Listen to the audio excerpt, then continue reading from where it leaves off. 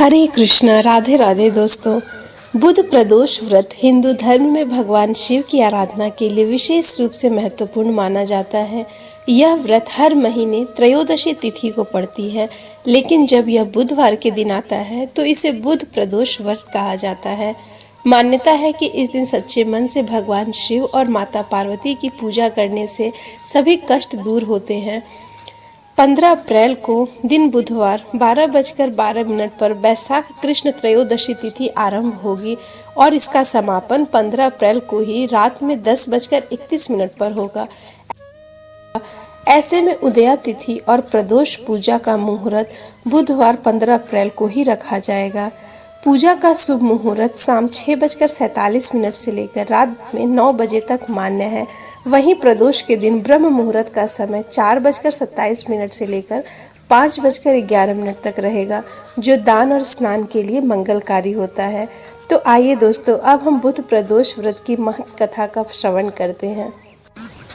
प्राचीन समय की बात है। एक छोटे से नगर में एक निर्धन ब्राह्मण और उसकी पत्नी रहते थे। वे दोनों ही धर्मपरायण, सत्यवादी और भगवान शिव के अनन्य भक्त थे, लेकिन उनके जीवन में एक बड़ा ही दुख था। उनकी कोई संतान न थी। हर दिन वे भगवान शिव और माता पार्वती की पूजा करते, व्रत रखते और संतान के लिए प्रार्थना करते। एक बार बुधवार के दिन त्रयोदशी तिथि आई, यानी बुध प्रदोष व्रत का दिन। ब्राह्मण की पत्नी ने अत्यंत श्रद्धा से व्रत रखा। दिन भर निराहार रहकर संध्या समय शिव मंदिर में दीप जलाए और सच्चे मन से प्रार्थना की कि हे भोलेनाथ, यदि मेरी सच्ची भक्ति है तो मुझे संतान सुख प्रदान करिए। उसकी आंखों से आंसू बह रहे थे और मन पूरी तरह भक्ति में डूबा था। उसकी सच्ची भक्ति से प्रसन्न होकर भगवान शिव और माता पार्वती ने उसे वरदान दिया कि तुम्हें पुत्र होगा, और 9वें महीने में उसे एक तेजस्वी और धर्मात्मा पुत्र की प्राप्ति हुई। जब वह पुत्र बड़ा हुआ तो एक दिन वह वन में खेलने गया। वहां उसे भयंकर दुर्घटना का सामना करना पड़ा। वह गंभीर रूप से घायल हो गया।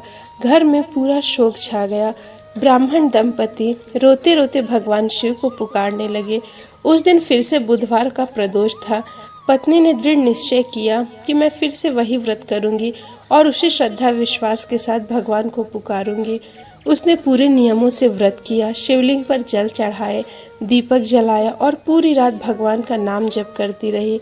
उसकी भक्ति और विश्वास ने एक बार फिर चमत्कार किया। अचानक उसका पुत्र स्वस्थ होकर उठ बैठा, जैसे उसे नया जीवन मिल गया हो। उसकी सच्ची श्रद्धा और विश्वास ने व्रत में किए गए प्रार्थनाओं को भी भगवान द्वारा पहुंचाई। बुध प्रदोष व्रत विशेष रूप से जीवन के संकटों को दूर करने और संतान सुख देने के लिए विशेष पुण्यदायी होता है। कहते हैं, जब इंसान हर जगह से हार जाता है तब एक ही शक्ति उसे संभालती है। वो है देवों के देव महादेव भगवान शिव और उनकी अर्धांगिनी करुणा की मूर्ति माँ पार्वती, जो जगत जननी है। आज हम प्रदोष व्रत में एक ऐसी कथा श्रृंखला में प्रवेश करेंगे जहाँ एक भक्त ने मृत्यु को भी हराने पर मजबूर कर दिया। प्राचीन काल में काशी नगरी में एक ब्राह्मण रहता था जिसका नाम था हरिदत्त। वह विद्वान बहुत था, लेकिन उसकी कोई भी संतान न थी। उसकी पत्नी ललिता अत्यंत प्रतिव्रता और शिव भक्त थी। हर त्रयोदशी को वह प्रदोष व्रत रखती। शाम होते ही गंगा जल से स्नान करके दीपक जलाकर भगवान शिव की पूजा करती। कुछ समय के बाद उनको एक पुत्र की प्राप्ति हुई, लेकिन समय बीतता गया और माधव, जो उनका इकलौता पुत्र था, उनके जीवन का एकमात्र सहारा था, उसकी नियति में कुछ और ही मंजूर था। एक दिन एक महान ज्योतिष उनके घर पर आए। उसने माधव की कुंडली देखी और उसका चेहरा गंभीर हो गया। ज्योतिष ने कहा कि इस बालक की आयु केवल 16 वर्ष है, इसके बाद इसकी मृत्यु निश्चित है। यह सुनकर ललिता के पैरों तले जमीन खिसक गई। हरिदत्त भी स्तब्ध रह गए, लेकिन ललिता ने एक निर्णय लिया कि मैं अपने पुत्र को नहीं खो सकती। मैं भगवान शिव को अपनी भक्ति से मजबूर कर दूंगी। उनको मेरे पुत्र को वापस करना ही होगा। उस दिन से ललिता ने हर प्रदोष व्रत को और कठोर बना दिया। पूरे दिन वह निर्जल उपवास करती थी। रात भर जाकर भगवान शिव के मंत्र ओम नमः शिवाय का जाप करती और गरीबों को दान दक्षिणा स्नान सब करती। सालों तक उसने यह व्रत बिना रुके किया। गांव वाले उसका मजाक उड़ाते कि क्या भगवान तुम्हारे लिए अपने नियम बदलेंगे, लेकिन ललिता मुस्कुरा कर कहती कि मेरा विश्वास ही मेरी शक्ति है।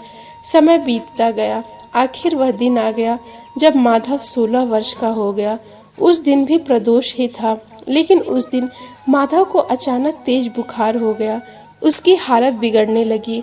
हरिदत्त रोने लगा और कहने लगा कि शायद अब कुछ नहीं हो सकता, लेकिन ललिता अपनी भक्ति पर अडिग रही।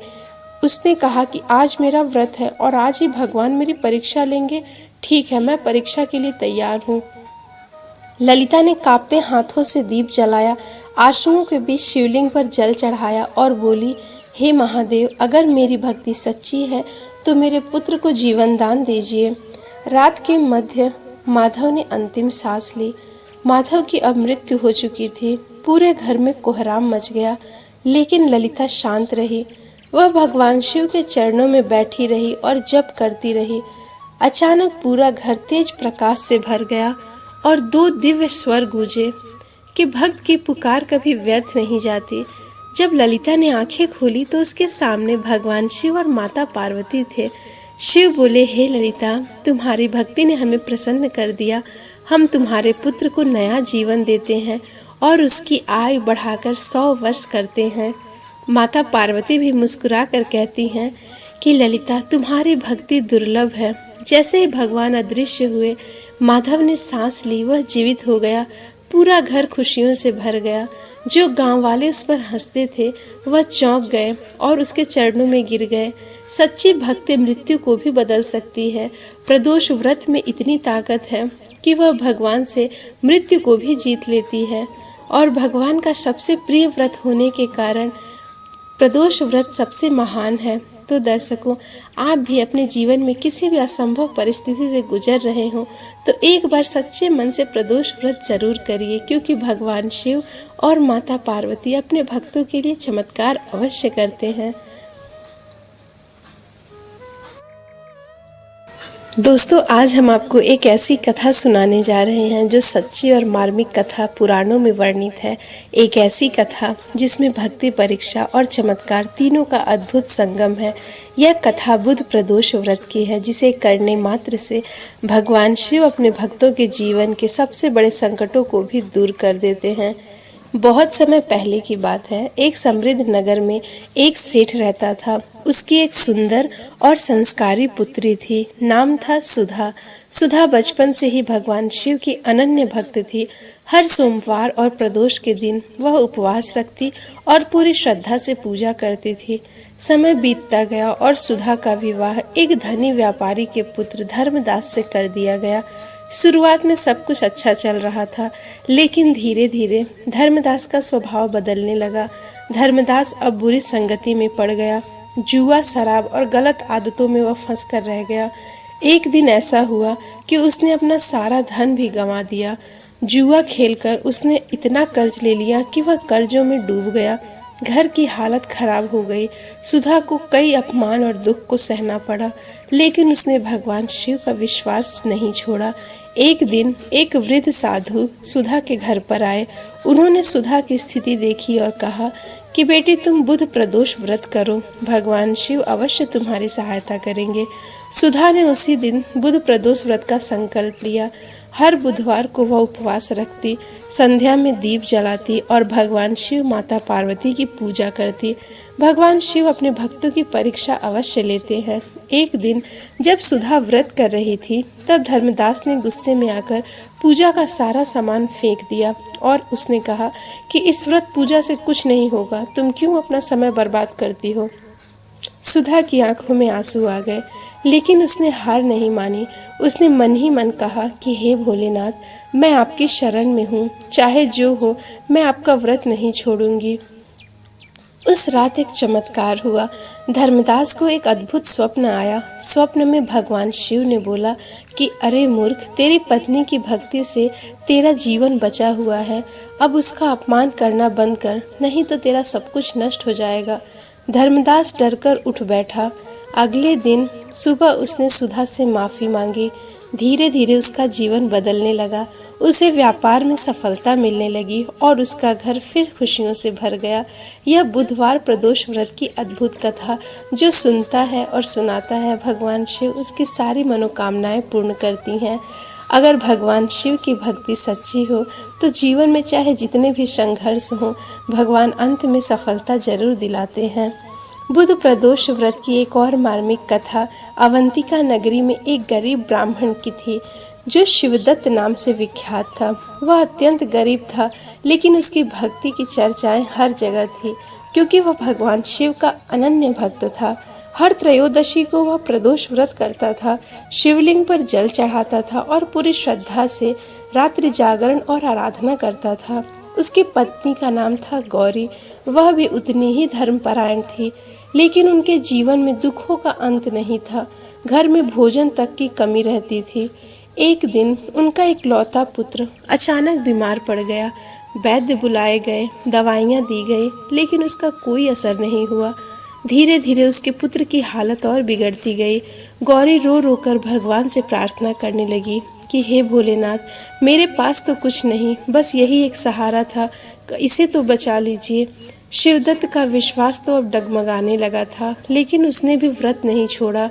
उस दिन फिर से त्रयोदशी आई, प्रदोष का दिन।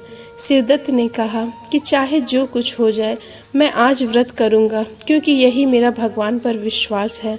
उसने पूरे नियम से व्रत रखा, संध्या के समय दीप जलाया और भगवान शिव का नाम जप करने लगा। उसी समय एक वृद्ध साधु उनके घर आए। उन्होंने कहा कि मुझे भोजन चाहिए, मुझे बड़ी भूख लगी है।